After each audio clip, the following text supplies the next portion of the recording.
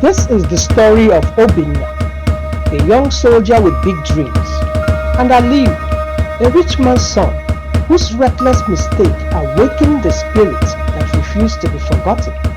Sit back and listen, because some wrongs don't stay buried, even after death. From the moment Obinna learned how to speak, he would mimic the march of soldiers he saw on TV, often saluting imaginary officers in their humble compound in Umokoro village. His parents, Mazi and Lolo Madubuko, sold roasted corn and palm wine to survive, but they never stopped feeding their only child with dreams and love. Obinna, bright-eyed and boisterous, would often shout, "I go join army, mama! I go wear uniform and carry gun." His parents would laugh, sometimes nervously, knowing they didn't have the means to send him to the military academy. But Obinna was undeterred. He grew into a tall, strong young man with the laughter of 100 men and a heart as pure as rainwater. He enlisted into the Nigerian Army as a recruit at the age of 21, and his presence lit up every barracks he entered. His bunkmates fondly called him Corporal Comedian, because even during tough drills, Obinna could make everyone laugh. He was the kind of soldier that saluted with a smile and faced danger with cheer. He always told his fellow soldiers, "Na me go carry my mama comot for this suffer. Big house dey wait for her." When he wasn't on duty, he would call his mother and remind her to pick out colors for the curtains of the mansion he would one day build. Life in the barracks was tough, especially at the border post in the north. But Obinna's hope never wavered. His dreams were bigger than war. Far away in the city of Damusa, Aliyu Mekano, the only son of a prominent northern businessman, lived a life of unchecked freedom and indulgence. His father was the CEO of multiple logistics companies, and his mother owned luxury boutiques across the region. Aliyu had never lacked anything.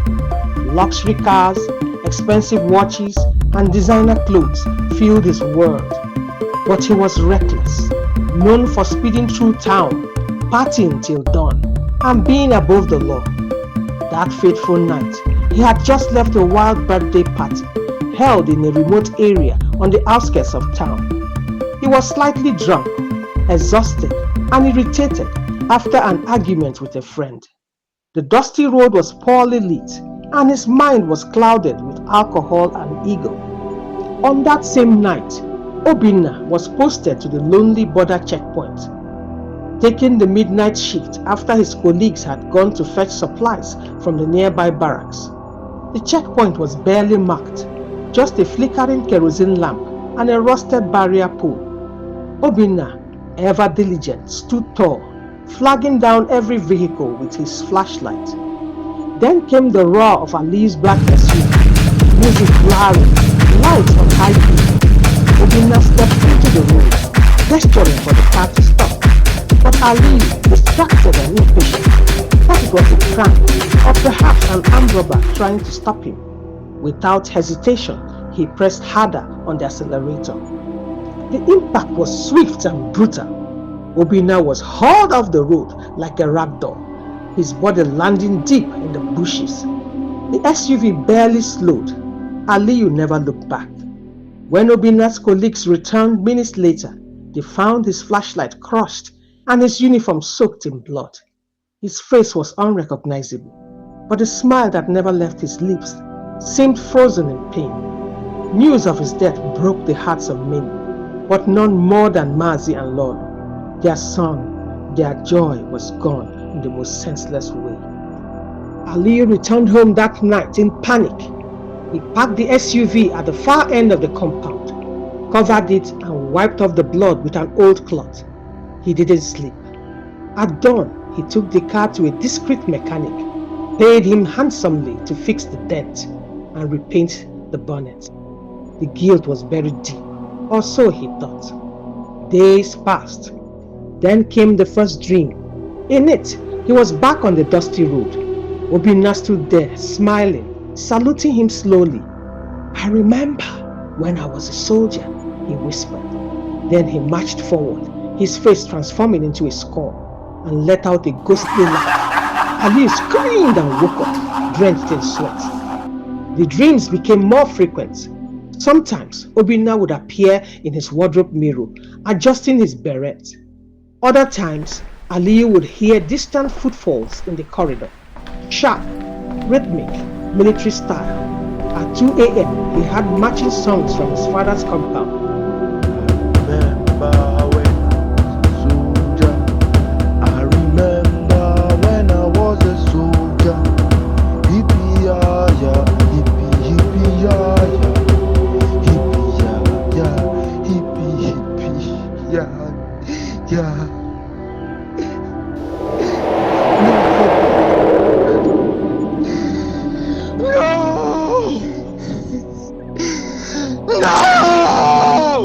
The sound would circle his room, yet no one else in the house could hear it. He grew paranoid. The lights in his room flickered.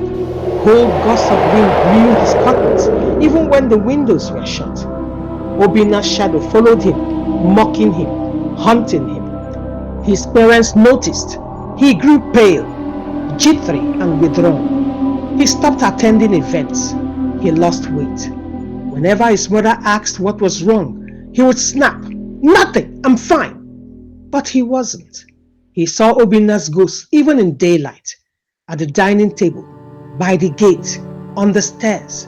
Sometimes Obinna would be crawling toward him with a crushed leg, dragging himself and leaving a trail of blood. Aliyu could no longer distinguish reality from nightmare. One evening, unable to take it anymore, Aliyu collapsed during dinner. He confessed everything in tears, shocking his parents. His mother fainted. His father, ashamed, made immediate arrangements. They contacted a local imam who advised them to seek out the family of the dead soldier and make restitution. Aliyu, shaking like a leaf, was forced to retrace his steps. They located Obinna's unit and eventually his village. When the convoy of SUVs pulled into Umokporo, the villagers gathered in anger and confusion. Aliyu fell to his knees, trembling, begging for forgiveness. He narrated everything from the night of the accidents to the ghostly torment. He sobbed as he spoke, haunted by the soldier's song. Obinna's parents were speechless. The community was torn between rage and sorrow. The Mekano family funded the entire wake and ensured that Obinna was buried with full military honors.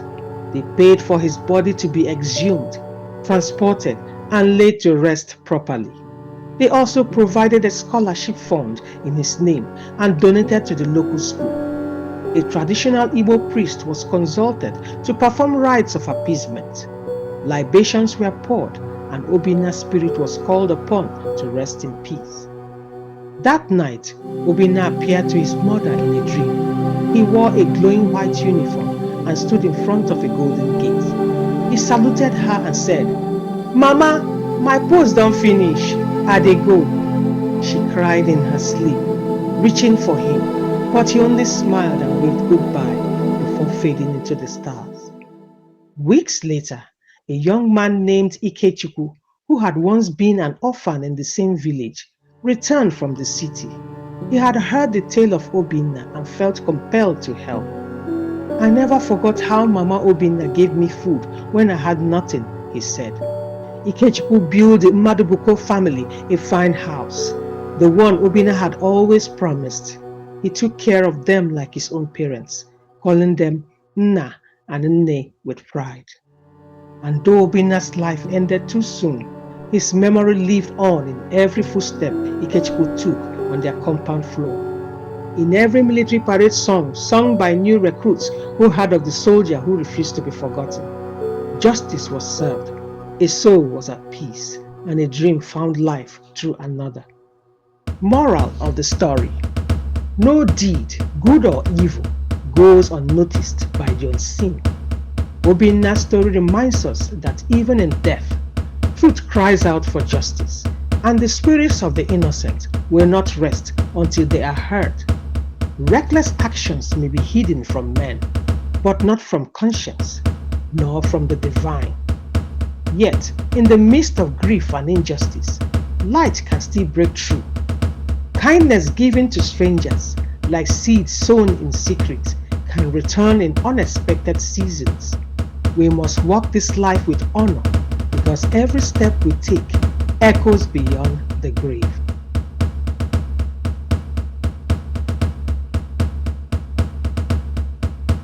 Thanks for watching. Please do remember to like and subscribe and hit the notification bell for more content like this.